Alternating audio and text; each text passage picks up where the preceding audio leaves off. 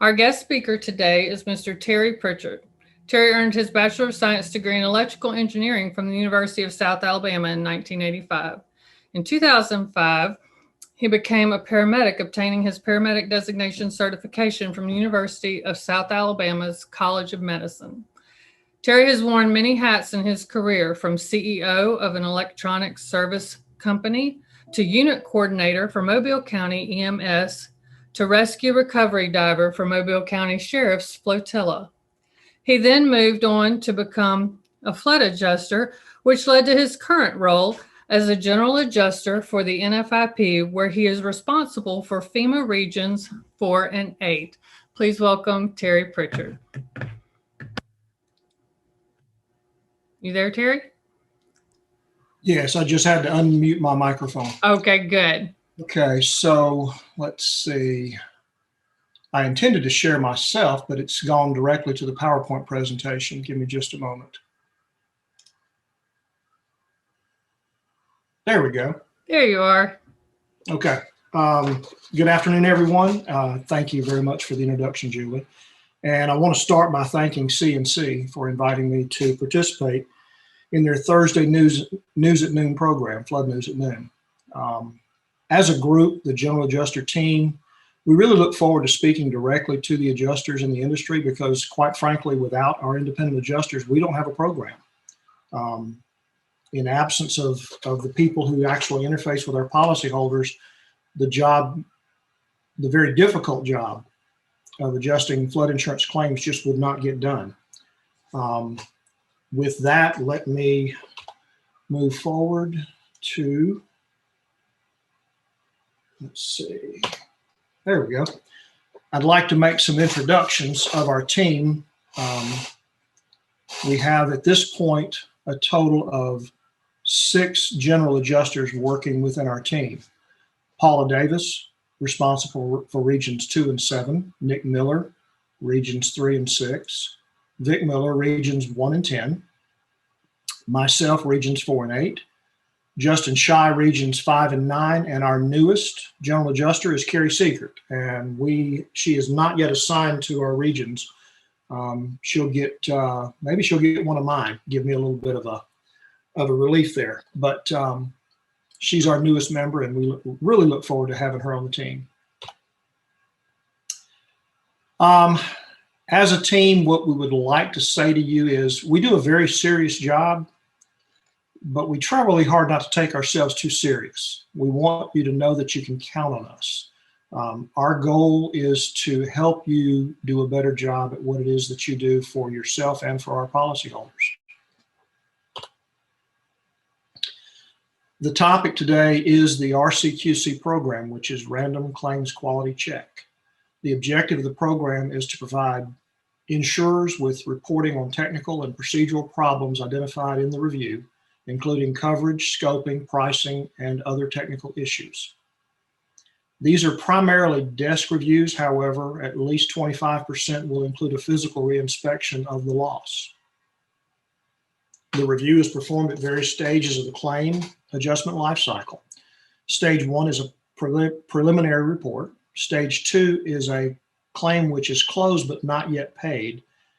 And stage 3 is a claim which is paid, a claim which is closed and paid. Our goal is to review most of the claims after closure but before settlement. That's a narrow time window, but that's the best opportunity for us to identify issues that can be resolved before final settlement is sent to the policyholder. The Rcqc program benefits include customer service. We evaluate the work performed by each adjuster that contacts the policyholder/survivor to ensure that they are treated equitably and receive a level of service they deserve and that we expect. Training identifies trends and the need for additional guidance for adjusters and/or WIO companies during the flood event. Consistency promotes a consistent application of the NFIP claim guidelines within the adjusting community. Performance. It evaluates an adjuster's performance and determines whether disciplinary action is warranted. Accountability confirms that the adjuster complied with the program guidelines and prepared an accurate estimate of damages for the policyholder. Adjuster workload. Through the pivot part system, the capture of the adjuster's FCN provides the Federal Insurance Division visibility into adjuster utilization and workload across adjusting firms and WIO companies to identify adjuster capacity issues and concerns. Reviewed claim files will be graded as either satisfactory or unsatisfactory. That is the current grade level. We have attempted to get a third category added. It's being considered, has not yet been approved. We would like a needs improvement, something in the middle. As a team, we feel that satisfactory and unsatisfactory are, an unsatisfactory file is one which includes policy violations, overpayments, or underpayments. A satisfactory file is everything else. We feel that sets the bar too low. We feel that a satisfactory file should be exemplary, not just good enough. So we would like to add the intermediate step of needs improvement, which would indicate a file is not unsatisfactory, but here is what could have been done to make that a much better file and hopefully a satisfactory file. And that file would stand up to close scrutiny and show that the adjuster did a great job, identified everything that needed to be taken care of, a good scope of loss, proper unit costs, and ultimately a satisfactory outcome for the policyholder. The rating is determined by the adjustment standard and requirements listed in the Adjuster Claims Manual, Part 1, Section 2C. This will be included in future claims manuals. Focus is placed on non-judgmental adjustment issues. Adjuster judgment is very important. We have to rely on the judgment of the judgment of the adjuster who walked the claim and saw the loss. We try very hard not to second guess the judgment, but the judgment needs to be supported. And the best support of your judgment is going to be documentation and the all-important photographs. We'll be talking a great deal about photographs further down in the presentation, but adjuster judgment is important, but it is not without consideration. It must be supported. Emphasis is placed upon the APDA, which is the Adjuster Preliminary Damage Assessment. In the event that a building is likely to be substantially damaged, those APDAs need to come in early and as early as possible. We would like to see them come in with the preliminary report. This allows the community to get involved at the time of permit request, to know that they need to look at that building before they issue a permit, because they might need to make a substantial damage declaration to allow the policyholder to access ICC funds and to restore their house at a level which is at less risk than they were before. The proper use of experts. These would include, obviously, engineers, surveyors, accountants, forensic accountants, etc., and to engage these professionals early in the claims process. A forethought, not an afterthought. Underwriting alerts, they need to come in early as well. In some cases, a policy may need to be reformed before the adjustment can be concluded. So that can be done, that particular task can be going on at the same time that you're working your claim, so that by the time you finish what you're doing, those two tasks can merge and the claim can be settled without unnecessary delay. Advance payments. We feel, the GA team, we feel that through our efforts, larger sums of money are getting onto the street earlier than they ever have in the past. And one key item which helps us do that is the Bvla tool. That tool will allow you to safely, if you use proper data entry, it will allow you to safely produce a significant building advance for the policyholder to allow them to move forward in the claims process, in the restoration and recovery process, without waiting completely on your final report and final settlement. It will give them the money they need to get the house remediated and to begin the reconstruction process and to begin producing documents you need to finalize and settle the claim. And the Bvla tool, if properly used, has a safety factor, which will prevent you from producing an advance payment, which would result in the policyholder having to pay money back, which is something we would never want to happen. Prior loss consideration and documentation. A lot of the files that I shouldn't say a lot, some of the files that we see involve prior losses, and the prior loss is addressed with a single line that it is the adjuster's opinion that the policyholder has completed all prior repairs. That's an opinion, and we need to trust your judgment and opinion, but you need to follow that up with some documentation, whether it be detailed photographs to do a comparison of prior loss components, receipts that the policyholder provides. Anything that you can do to support that improves the quality of the file and lessens the likelihood that an examiner is going to sit it back and say that they're just not satisfied that we're moving forward with a true and accurate representation of current damages. Narrative reports. A narrative report is a story. It is your opportunity to introduce the claim to your file examiner and to the insurer. When I read a narrative report, I'm beginning to immerse myself in the claim. And that narrative report tells me what I should expect, and it will pre-alert me to anything that is unusual. If there are components that are not typical of the general nature of the home, but it's something that, you know, you've got a regular home, but for whatever reason, the wife decided that she wanted what would be considered nearly a commercial kitchen. And her husband came along and said, well, if that's what you want, that's what you're going to get. And he did it. It's not something you would find in a typical home. So you would want to tell us about that going into it, that you're going to see non-residential or near commercial grade or higher than normal grade kitchen appliances because this is what we found. Tell us about it up front so that when we get to those very high priced appliances in the kitchen area of the scope of loss, we're anticipating those, and we're going to look for the photographs, and reference the necessary photographs makes it much easier to review the process. Proportional loss settlement. This is not an often used item, but it is a part of the program that someone designed early in the process, and it allows for some additional money to the policyholder under a fairly narrow set of circumstances. Briefly, it means that they must be underinsured, but only slightly, and they must have damages which exceed the policy limits. Under those conditions, a proportional loss settlement will actually net to the policyholder a little more money than a standard adjustment. Manufactured and mobile homes. These are items which of late it has become more and more apparent that we need more training on this.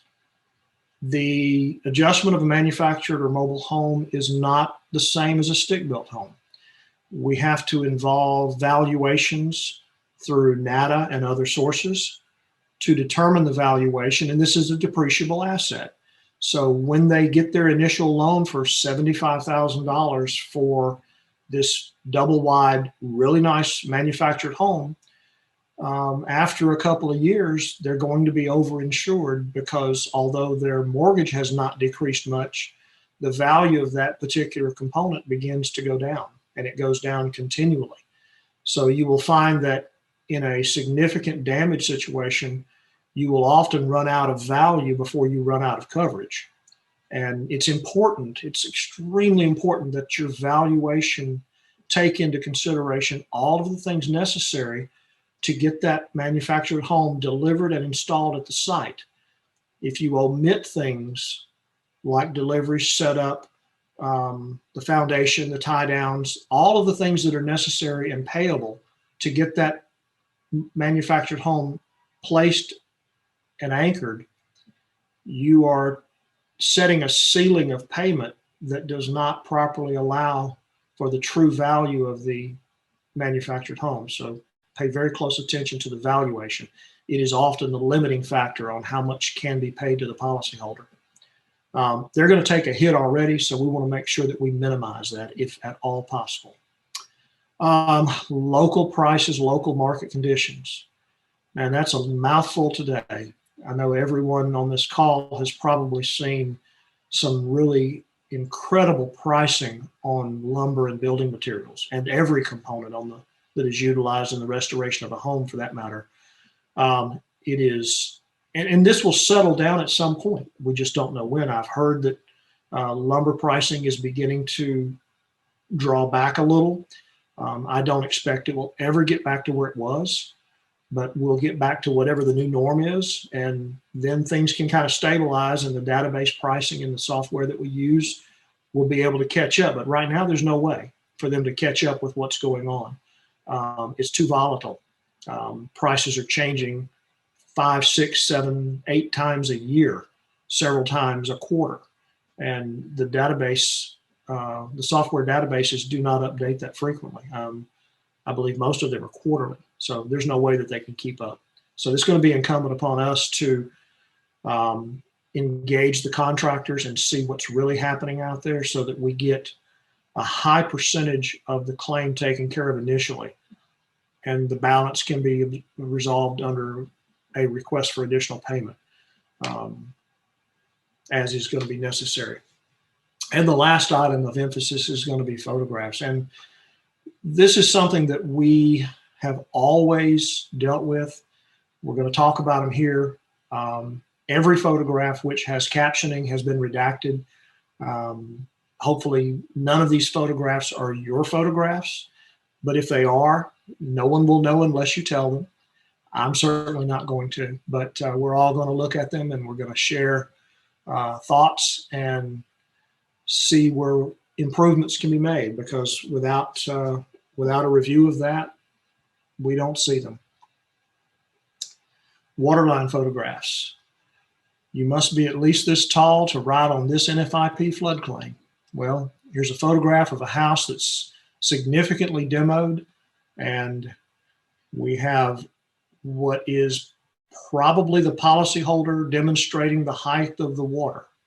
Absent in the photograph are any measurements, and there's really nothing there to validate or prove that that is indeed where the water got to.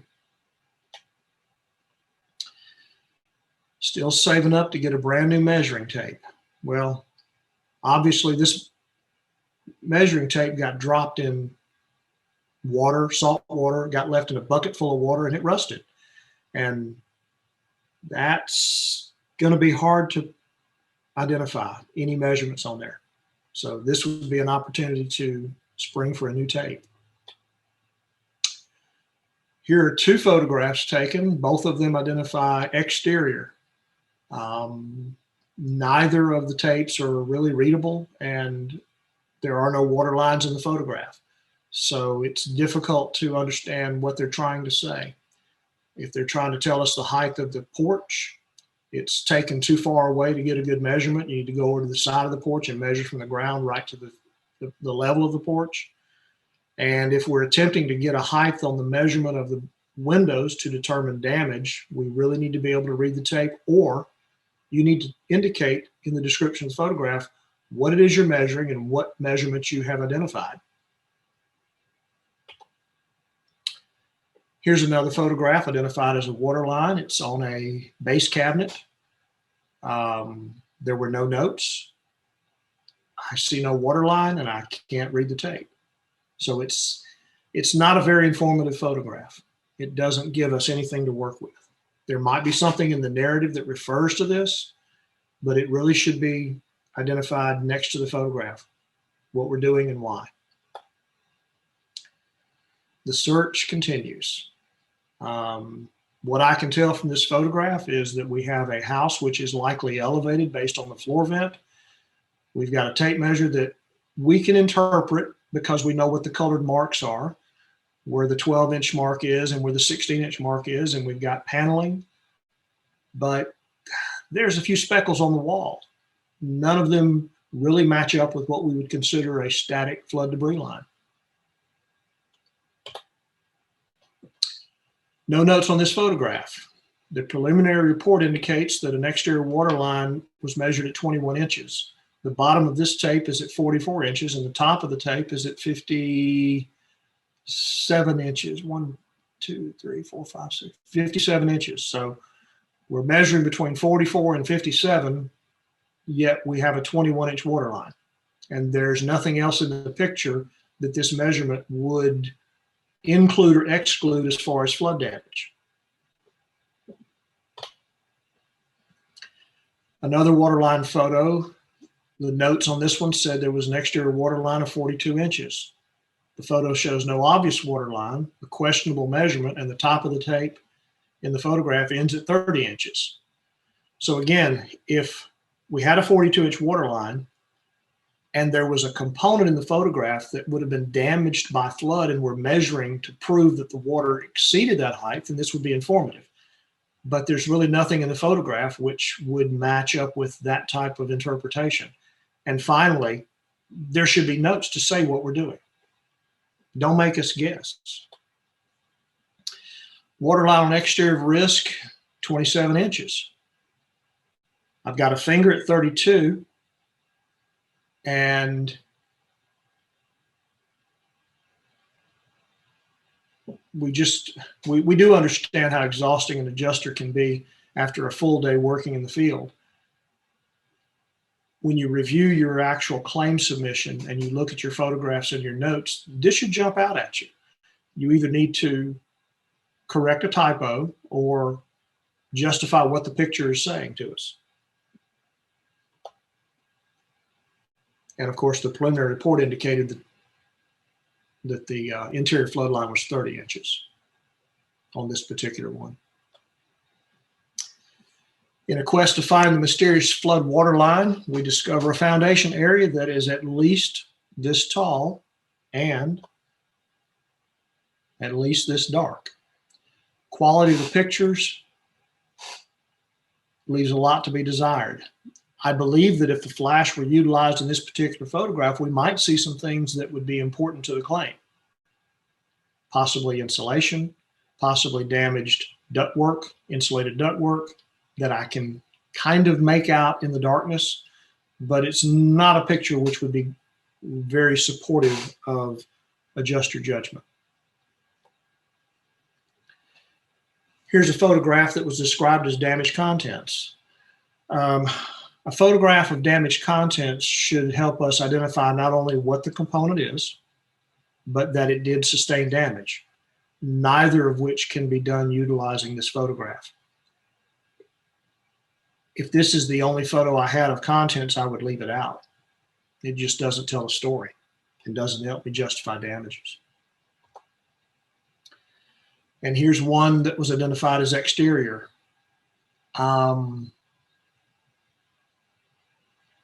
Looks pretty much like grass, maybe some yard debris at the best, but mostly looks like grass. Here's a photograph that says refrigerator serial number. Obviously, we would like to see the model and serial number included in the adjustment. In this particular situation, the model and serial number were not included in the adjustment line item, and they are illegible as far as this photograph goes. Based on the nature of the photograph, I think that's probably an Electrolux. I could be wrong, but it looks familiar that way, but that's about all I could really identify. My world before LASIK surgery. Again, review your photographs before you leave the site. If this is what you got for a wrist front photograph, then take a couple of seconds and recompose. I'm not sure how you take a photograph like this with a modern digital camera. You'd almost have to forcibly get it to focus on something else. But if you review what you have taken, you'll see this and you can get a better photograph later. Learning how to operate and use a camera's flash is part of your job. The camera's a tool, but the tool is only as effective as the person who utilizes it. So many times I hear adjusters say, I work mainly cat storms, and by the time I go to another storm, the camera I've got is obsolete. So I'll go get a new one, and just before I go on my deployment, I get a brand new camera. I guarantee you that the familiarity with that camera is going to be very slight, because it's different than the one that you just replaced. It takes a little bit of time to learn how to use the proper focus for macro and wide angle, and setting up the flash so that it is either manual, automatic, or not at all, and setting up your focal lengths. There are things about these little digital cameras or phones which make them work really well, but it does require that we learn how to use our tools. They do so much for us, but they do require that we give them proper settings. Another photograph which would have really benefited from some flash or additional lighting. Obviously, in some houses we go into, we don't have electricity, so the only light in the house is either an open window door or the flash that we bring in. In this situation, I suspect that we didn't have power, so it's up to you to provide the necessary light to compose the photograph. This was, I believe, in the same claim, and again, we can see some detail in the photograph, but we can't make out much in order to identify components in light, kind, and quality.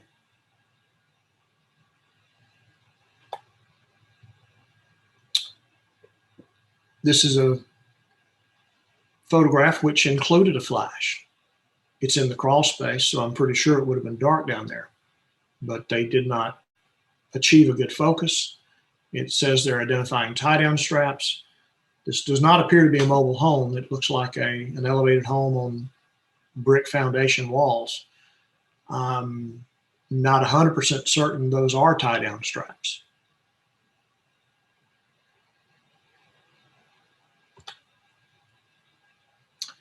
There were no notes listed with this one.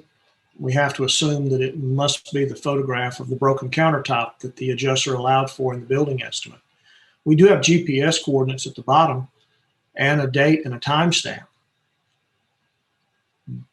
But what we really could use was a nicely composed photograph that was not blurry and gave us the detail that he wanted us to see in that photograph.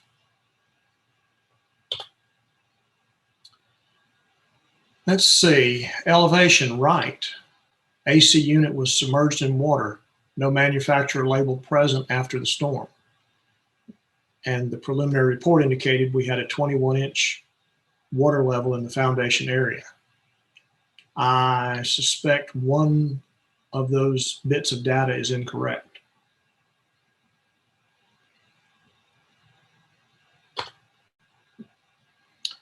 This is a photograph which shows that the model and serial number inside the freezer compartment.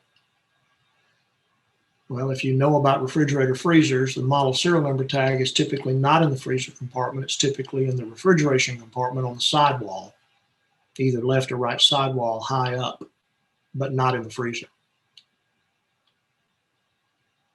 Becoming familiar with where the manufacturer places their ID tags helps you better document the components which are damaged. Would you place this under special limits as art, or would you consider this furniture, as it performs the same function as a hat rack, a cue rack, a chalk rack, a chalk holder? Not a serious question, but just something to take into consideration and think about it. They've got a mini split right above it, so our friend there keeps cool at all times. But you know, we find some unusual things when we adjust homes, especially in certain areas of the country. Would this qualify for coverage if it were found in the foundation area of a post-firm elevated dwelling in a special flood hazard zone? If you're smart, you're not going to hang around long to find out. It's hard to tell. I do know a little bit about them. The head shape is hard to make out, but that's either a banded water snake or a water moccasin. One of them is harmless and one of them is very harmful. So if you're not an expert, leave it be. But no, it's not covered. And the policyholder probably would like you to remove it for them, but that's going to be a personal decision, and I don't recommend it. Serial number to the AC unit. This is an HVAC cover. This is an inspection cover on an outside condensing unit.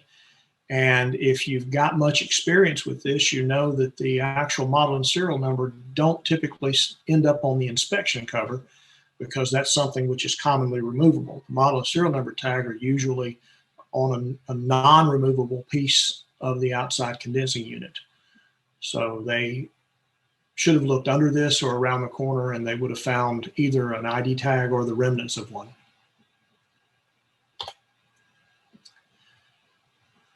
A few items that FEMA is looking for are photographs, quality, quantity, description. Do they support the loss? And do they support the adjuster's judgment? Was an advance payment offered? If not, why? If you notice on our preliminary report, it still says requested. I think that's kind of an obsolete term in our industry today. We don't want to wait for the policyholder to request in advance. We want to offer them in advance if they qualify. If there are reasons that they don't qualify, then that should be noted. And there are conditions where we should not. If we've got prior losses, if the loss obviously is going to come very close to the deductible, if we are still investigating a general condition of flooding, something of that nature, then no, we shouldn't be issuing advances. But in all other circumstances, we should offer an advance and let the policyholder decline if they so choose. Were timelines met, and if not, was a valid reason given? Outside of a catastrophe, we've got very specific timelines that must be met, and there must be demonstrable reasons why we could not. When we get into a CAT situation where we have enormous volumes of claims moving out, those timelines are very challenging, and in most cases, we're going to run up against them often, and everyone understands that. But if we're not in a CAT situation, or you've only got 5 or 6 or 7 or 8 or 10 claims, those timelines need to be met. They're not flexible unless a bulletin is issued that changes things for every claim in the particular storm. So, and if we get outside those timelines, then it requires a waiver, and that's another step in the process which will delay settlement to the policyholder, and we want to avoid that if at all possible. Was a general condition of flooding verified? This is job one. In absence of a GCF, we don't have a claim. So verifying a GCF can be as simple as a few photographs, or especially if you have a single claim in an area, you're going to have to get out and do a neighborhood canvass. You're going to have to talk to people. You're going to have to do some genuine investigation if you have a one-off claim out there. Any of you that have been assigned a claim by itself out in the middle of wherever, away from your location, and it's a single claim and it appears to be isolated, you know the likelihood of that being a close without payment is high. It's going to be on you to investigate and determine if there was a general condition of flooding and support that with the necessary documentation before you move forward with making a claim adjustment. Have unit costs been adjusted to meet local conditions? We talked about that extensively already. Sales tax. Sales tax has been kicked around a lot in the last 5 to 10 years. We do owe for sales tax. We owe for sales tax on the building adjustment, and we also owe for the contents adjustment. If I look at your contents adjustment, and every single item in the contents adjustment has a nice even round number of $100, $150, $200, $500, $2,500, that tells me that there's no calculation in there. Those are just big round numbers that were arrived at without doing a lot of price comparison. Maybe that's what the policyholder gave you, but it's not the policyholder's job to determine the replacement cost of like, kind, and quality. They're going to tell you what they think it's worth. And they may or may not have taken into consideration the current value. Some things go down, other things go up. And it's your responsibility as the adjuster to adjust the personal property claim. And part of that is documenting the current replacement cost for like, kind, and quality. And those round numbers indicate that not only have you not done that, but you haven't done sales tax calculations. Have reserves been set appropriately and updated? When you initially set your reserves, it's done based on your initial inspection. And as you start working the claim and begin to develop the adjustment of the building and contents, you may find that you were either somewhat or substantially off in your estimation. Those reserves need to be updated, and those updates need to be sent forward so that the insurer can use those numbers to secure additional reserves from FEMA. Was the FCN invalid or not authorized for the loss? If you're a mentee, then the mentor information needs to be part of the claim. If you're a mentee and there's no mentor involved, you shouldn't be working the claim alone. If your FCN does not authorize you for the type of claim for which you've been assigned, then you need to reach back to the independent adjusting firm and let them know that, for an example, you're not authorized to do large commercial. It may not be obvious when they assign the claim that this is a large commercial claim. But when it's discovered, it's your responsibility to hold your hand up and say, look, I'm not authorized for this. I would love to be involved in the claims process. Could I get someone to mentor me on this and move forward from a position of knowledge and understanding and with the support you need so that the ultimate finished product is great for the policyholder and you get the experience necessary to request a change in your authorization the following year or in years to come. Was the preliminary report accurate? When we were doing Rcqcs on preliminary reports, we were finding that even as early as the prelim, we were seeing information which was inconsistent. Homes were described as elevated, which had basements. Homes were described as slab on grade, where there was elevation. Dates of construction or building descriptions were incorrect.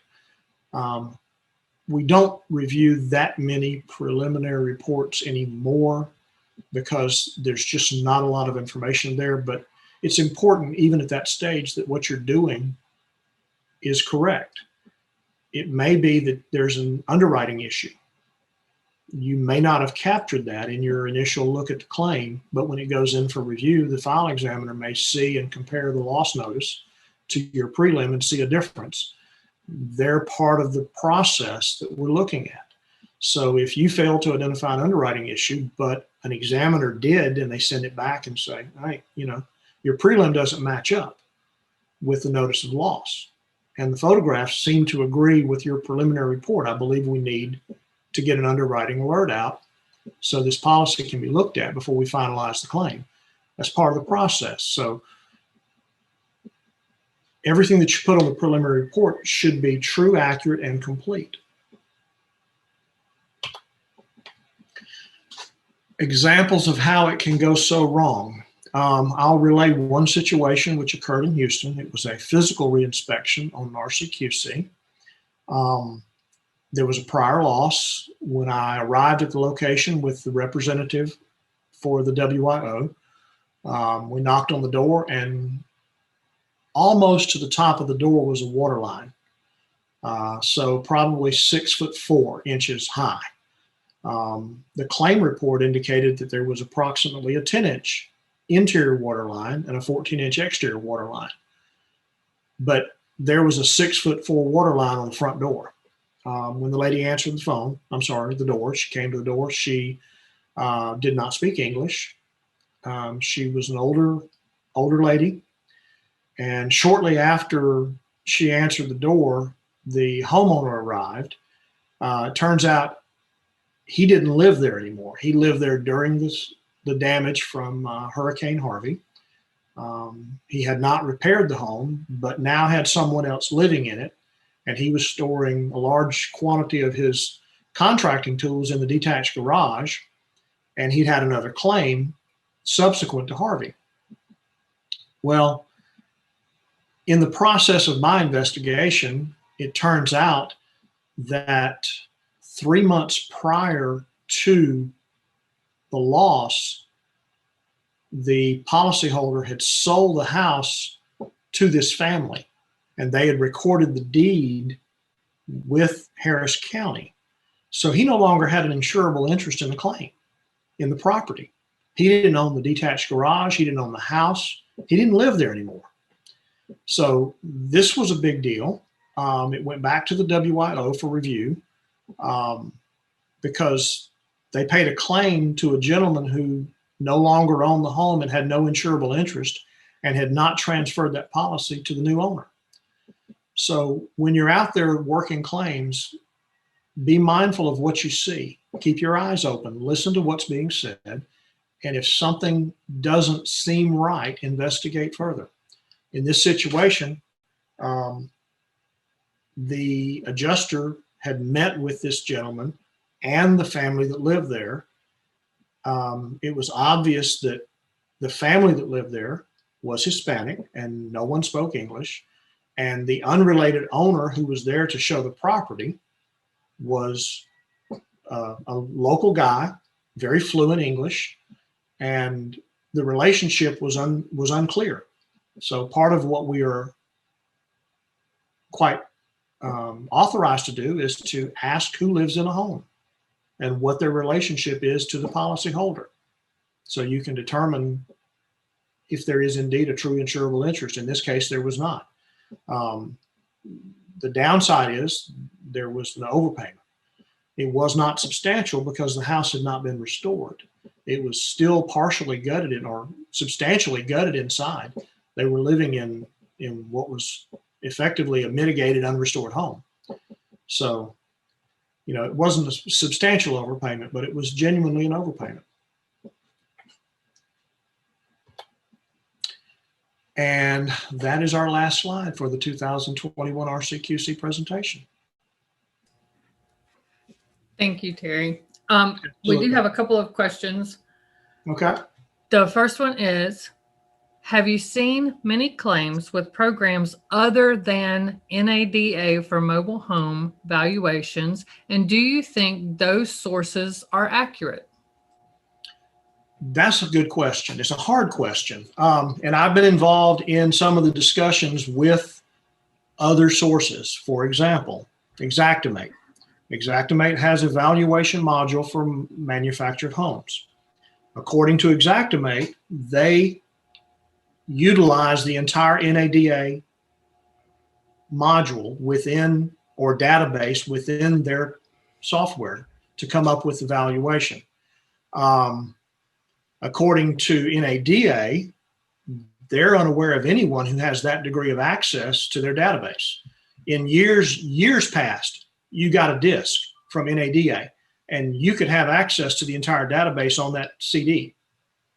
They no longer publish that. All of their valuations are done online using a web interface. And so there's some question as to what's factual, and I don't know the answer to that. There are, if you look at the latest, let me think about this for a minute. There is a revised mobile home worksheet that I have seen, which includes some other sources for mobile home valuations. I don't think it's part of the current one yet. Some of these forms are still under review.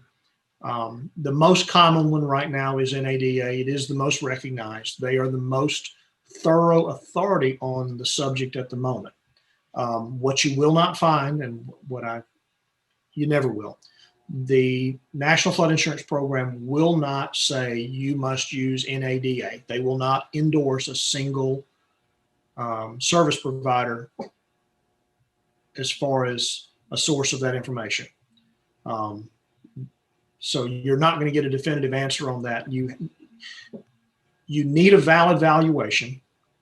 No one's going to tell you the only source is NADA. There are other sources, but the NADA, in my opinion, is the most authoritative source, and they have the most detailed database, which allows you to bring into the valuation all of the things necessary to get that home delivered and installed.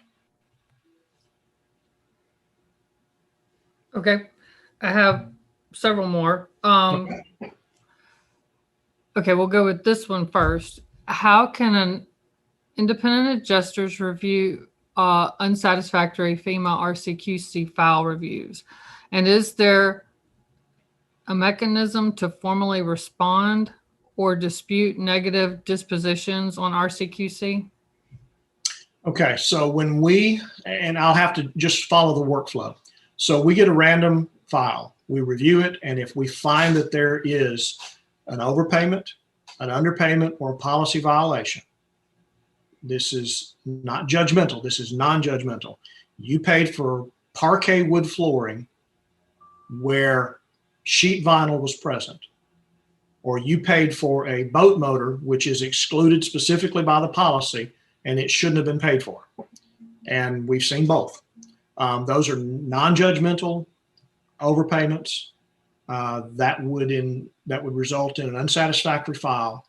That file will be annotated, a report on that file will be written, it'll go back to the insurer. At that point, we lose ownership of it. The insurer, also known as either the direct servicing agent or the WIO, would then be responsible for taking that information back through the independent adjusting firm and down to the independent adjuster. Now, I know that very few independent adjusters see the outcome of these reviews. Very few. I actually don't know of anyone. I've never met anyone who's actually had an Rcqc review handed to them and said, here's your report, here are the deficiencies, this is what you need to do better, et cetera, et cetera. I think that's something that needs to change personally. I think that all feedback is valid, not just negative. I feel like the needs improvement category will allow us to say to an adjuster, we didn't find anything fundamentally wrong with your claim. However, there were some things you didn't fill out that should have been filled out. There were some areas in the narrative where you could have beefed it up, which would have helped us get through the process better. Your pictures could follow your scope of loss better so that a reviewer can go room to room, picture to picture on two screens and work their way through your claim. It would make it easier for your reviewer to give you a positive outcome. Or your photos did not have enough detail or enough photographs to justify the payment. We would like that to get back to the adjuster. Or on the converse of that, this is an exemplary file. We feel that your narrative is extremely detailed. Your photos fully document what you saw. Your scope of loss is accurate based on quality. You identified components well, as opposed to just straight line default building components. They should see that and hear that. All feedback is good. Okay, I have two more, and then I'm going to let Wendy ask hers. So okay. The first one is, what is the process for establishing the HVAC ID when it's been whitewashed by the sun and unreadable? Well, the first thing you would need to do is try to determine tonnage. If you don't have a model number and a serial number on the outside unit, you can't just look at a unit and say that's a big enough unit to be about a 3 or 3.5 ton unit. I would go inside and look at the evaporator coil. Evaporator coils are typically matched to the tonnage of the outside condensing unit. So that would be my first step.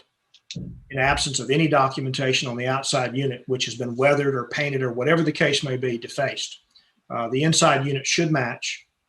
It's very uncommon for them to mismatch. So that would be my support.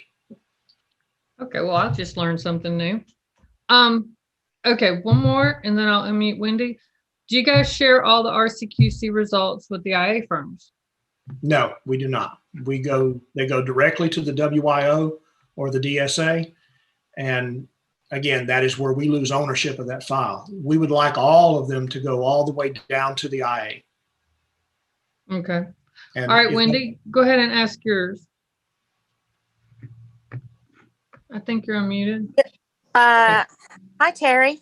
Good afternoon, Wendy. Great presentation. Thank you for being with us. Certainly. My pleasure. I have two questions about the FCN authorization.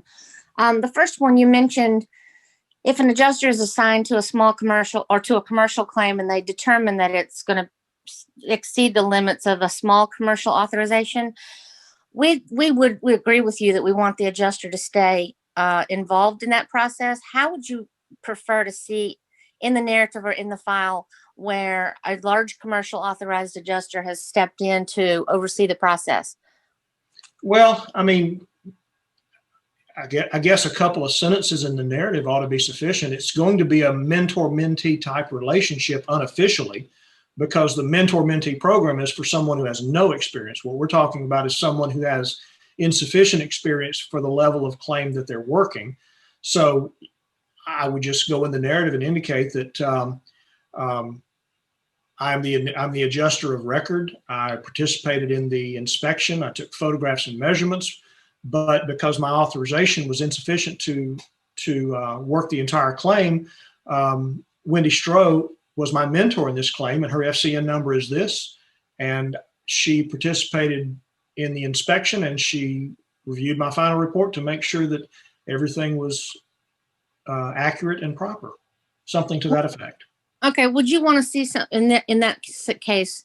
Say I'm the one coming in to supervise. Would you want to see something directly from me, something written or signed, or is the adjuster's statement enough? You know, there's no hard fast rule on that. Okay. If we're dealing with a mentor-mentee, we just want to see both FCNs and a mention of who the mentor is, and we don't actually ask for someone who's a mentor to outline their involvement. I actually would like to see that because, as you may suspect, there are probably people out there who mentor a lot more people than they could in an effective manner. In real practice, right? Exactly. So on a situation, a one-off like that, where somebody's going to be over their head, I mean, I wouldn't see any problem with a 1 or 2 sentence blurb from the mentoring person to capture their involvement. You know, did I do that? Was I there for the physical? Did I simply review the final? You know, what did I do? I think it bolsters the claim. Yeah. Okay. So one other question, and that is, I wonder if you could speak a little bit to the requirement that we use an Rcqc authorized adjuster for unit owner claims with dwelling policies. That is the current position. And of course, as you well know, there was a time when it was said, you know, nobody's ever going to pay building damages on a unit owner claim where there's a master policy. And then after some other review, there was some statements that came out that said, by nature of the fact that there is a master policy, we can't automatically exclude that there won't be a payment on the unit owner policy. So I don't know that that's been completely resolved. Okay. I can get back with you on that and see if there's been a final on that, but there were several statements made that we're not going to deny coverage on the building side of a unit owner policy simply because we can't use that as a reason for denial. We've got to do more than that, than just say, if then, no payment. Yeah, the concern for us, I think, and obviously I'm sure you're aware of the concerns, is there aren't enough Rcqc authorized adjusters in the program, and it would be essentially you're tying up a lot of their time on contents claims, small content claims for the unit owner, and it's not a really practical, effective use of the resources we have in the program. So I'm at least glad to hear that it's not completely settled and that maybe we can swing back in the other direction at some point. I was also wondering if in the previous scenario we were talking about, if we used a dwelling authorized adjuster and had an RCBAP oversight of that contents claim. If we could maybe get in under the radar that way. It's not an unreasonable request. Let me run that up the chain and try to get some consensus on that. It's not an unreasonable method of resolving a shortage of RCBAP guys when you've got a bunch of unit owner contents claims. Okay, great. Well, we'll love to hear from you on that. I'll run that up and get back with you. You want me to send that through Julie, or you want me to get that to you directly? Either one is fine. Include Craig if you would. I'll be happy to do so. Okay, thanks so much. That's Sure. all I have. All right. Thank you very much. Okay, I'm going to hand it over to Craig. Terry, I have really enjoyed working with you, and let me know when you're going to come down and I'll bake something, okay? Bake something? Yes. Uh-oh. That sounds like a bribe. Maybe a little. You know, All we're not supposed to do that kind of stuff. This is being recorded. So. See? It's not a bribe. It's just Southern hospitality. She just likes to bake. You know, Terry's only like 10 minutes north of us. So, Yeah, I'm literally. all right. I could be there by the time this webinar is over. Yeah. We could have come in the opposite, done it. So actually, there's two questions that I wanted to ask that have popped up. So is there the Bvla, I believe the last version was 2.0. Has there been any updates to the Bvla that is currently out there? Is that the last update? Do you know of? So the Bvla, it started as a singular event tool. And then they added components to it each time there was a significant event. So they have yet to, it's a Dan Thorne thing. It's his baby. He has yet to build the tool out for nationwide use. So it basically sits idle, and maybe I'm over speaking, but I feel like it basically doesn't get a lot of work until we have a big event. And when they see a big event developing, he quickly adds geographical data, which allows it to work for Pensacola, Florida, which is a place that hasn't been utilized arbitrarily, or Jacksonville, Florida, or wherever. Wherever the place is, he adds the necessary geographic data to make it useful and puts a tab in for those particular locations. I presume at some point it will end up being a standalone tool that will encompass at least all of the coastal regions of the country, but that hasn't happened yet. So the big revisions where you got to 2.0 were not the regional things. That was just big changes in the overall engine. The smaller changes, which allow it to work in certain regions, are done ad hoc. So no big changes recently. Okay. All right, one more question here. Let's see here. Can Terry expand on the alarming trend of adjusters using their good judgment versus providing good physical documentation to support prior loss repairs? Read that one more time, please.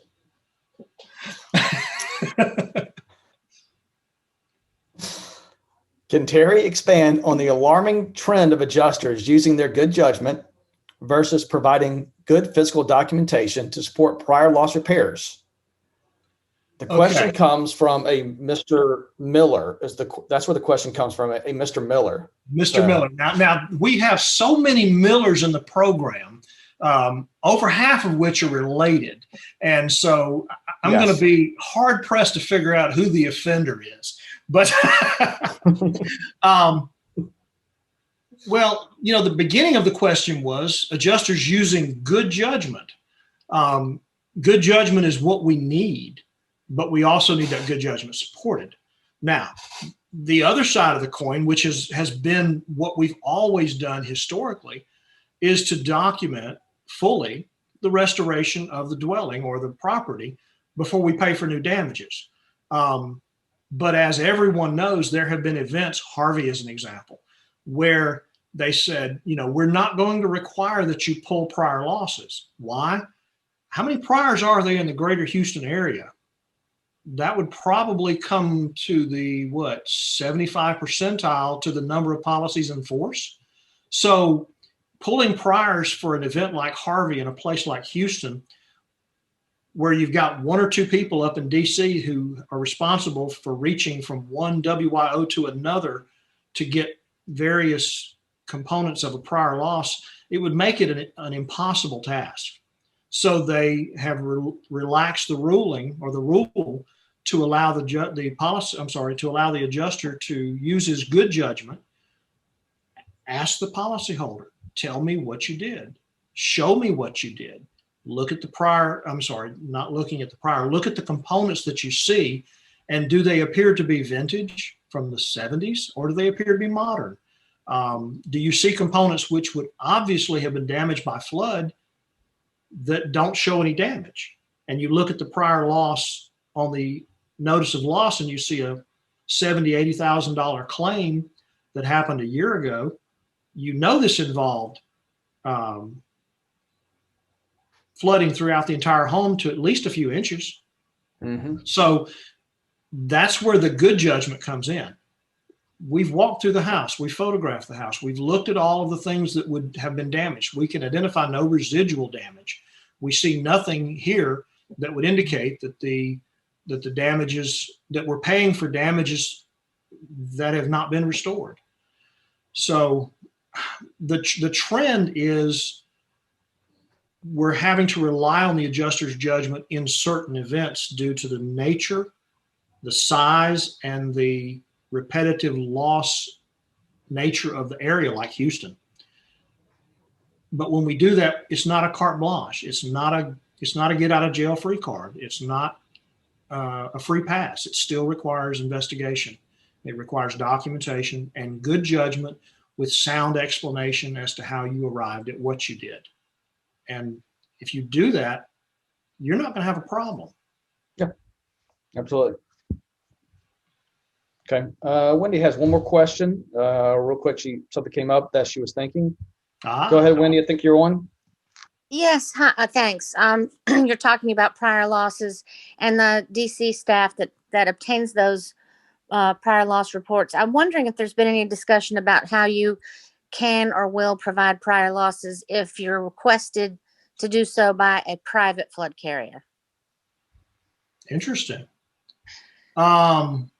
That hasn't come up yet, at least not in my circle. A private flood carrier reaching into the NFIP for a copy of a prior loss. That's going to take some thought and discussion, because it will happen. Eventually, if it hasn't already, it's going to happen, because they're in our market and they are selling policies to people who have formerly had NFIP policies. So if it hasn't already happened, it's going to. Interesting. The prior loss would be the property of the WYO. I don't know. That's a good question. It's worthy of running up as well. So that's a couple things I need to do for you. I didn't mean to give you so much homework. Sorry. But thank you. Absolutely. All right, Terry, thank you very much. Just greatly appreciate your time coming on today, providing us this insight in this really important topic in the process of the Rcqc. There's a lot of adjusters out there that really, they hear about the process, they hear about what takes place, but they don't understand the details of it, I think. And some of the insight that you gave us, some of the perspective you gave us, especially on photographs, really goes toward helping an adjuster improve the quality of the file, improve the process of the file, make it a better, faster, more accurate file, really to help benefit the policyholder. I'm really glad you brought the photos, because that's one big thing that I always push is photos, because it's so easy to take a picture, look at your viewfinder, and see if it shows the direct physical loss. I'm gonna throw some people out there. I know Wendy probably could validate this as well. And it used to be, the process, you would take a Polaroid photograph and you would glue stick it to a piece of paper, or you have to go to the Fox Photo and get 500 photographs, 35 millimeter photographs And then you'd have to look at them and go, okay, which one goes to which? And you spend all this time, and it's such an easy process. So it's good to see examples of what not to do, and then also good examples of what to do. And I think, and correct me if I'm wrong, I believe that's one of the trends that y'all are seeing or looking for on some of the Rcqc process, is making sure like the address is clearly shown and stuff like that, that the more we can see what you all see as a team out there, the effort that y'all put into the process, it helps the adjuster do a better job. And so we greatly appreciate y'all out there, what y'all do and the time y'all take to put this together and spend the time to really analyze these files. And some people think, oh, they're just looking for money. No, because because the ones I've seen before, you're given the feedback that a smart, good adjuster will take that feedback and they'll apply it to every single solitary claim going forward. They know, okay, it was caught once, or I made this error once, I'm make sure I won't make this error again, so that gets just a more efficient, faster, complete file. Well, so the whole objective of the program is to identify issues before settlement is made, which would allow for changes in that settlement, up or down. We're not looking only for things to pull back. If we see something which is omitted, it needs to be put back in. I have one request for any adjuster who's on this particular conference. Make your policyholder aware that the Rcqc program does exist and that they might be getting a call from a general adjuster to do a reinspection, and to encourage them to participate, because it is a quality control process which will improve the claims process moving forward, not necessarily for them personally, but for others in the future. If they know in advance that this might occur, we are better received by the policyholder when we call, because as you know, there are so many phone calls that go around that are scams, and we run into that. They want to know who you are, why you're calling, how you know this information about me.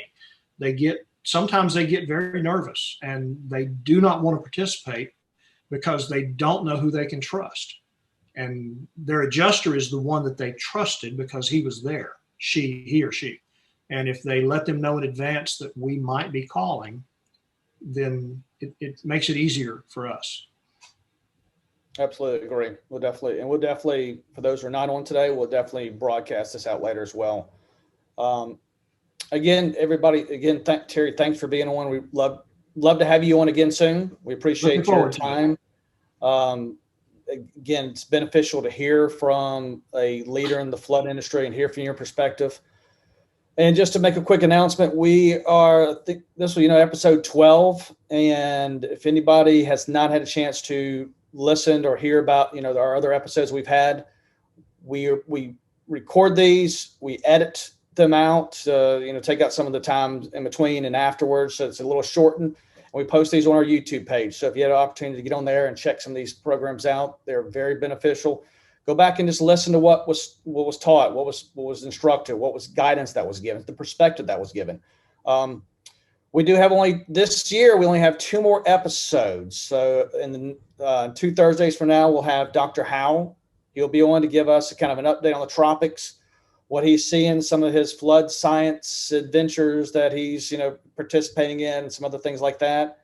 And then we have Dr. Croissant, who will give us some information on health and flood mitigation issues that from her experience that she's been involved in with her studies and everything that she's been involved in. So again, the last 2 episodes of the 2021 season, but we will definitely be broadcasting again. We'll have some different broadcasts, some blogs, some connects throughout the year. And maybe we can get Terry to come on once a month and give us, maybe something like tips by Terry or tales from Terry or something creative where he can come on once a month and just give this this insight of what he's seeing, the trends that he, the things that we need to make sure we're doing and cleaning up and that are at the end of the day are beneficial for the policyholder and beneficial for you as an adjuster as well, to learn from what they see to make our processes easier. In reality, when it comes back, to make their processes easier, make their